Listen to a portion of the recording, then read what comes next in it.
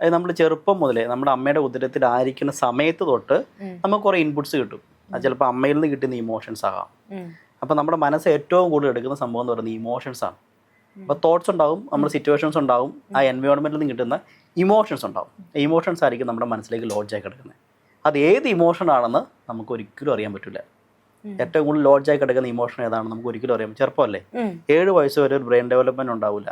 ആ 7 വയസ്സ് വരെ കിട്ടിയ തോട്ട്സ് എല്ലാം അവിടെ ഉണ്ടാവും. അതിന് ശേഷവും കിടക്കുന്ന സംഭവങ്ങളുണ്ടാവും. ഒരു 30 വയസ്സായി കഴിയുമ്പോഴേക്കും ഒരാളുടെ മനസ്സ് ശരിക്കും നോർമലി ഫ്രീസ് ആവും. പണ്ടൊക്കെ കാരണന്മാർ പറയുന്ന സംഭവമാണ്, അതായത് 30 വയസ്സാകുമ്പോൾ അവന് പക്വതയാവും എന്ന് പറയുന്നതിൻ്റെ കാരണം.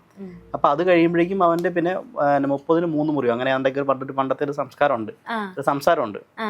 അപ്പോൾ ഈ കാലഘട്ടത്തിൽ നമുക്ക് അതുവരെ കിട്ടിയ എല്ലാ ഇൻഫർമേഷൻസും നെഗറ്റീവ്സും പോസിറ്റീവ്സും എല്ലാം അവിടെ മനസ്സിലുണ്ടാവും. അപ്പോൾ ഇതവിടെ കിടക്കുന്നിടത്തോളം കാലം നമ്മൾ എന്ത് ചെയ്താലും വർക്കൗട്ട് ആവില്ല.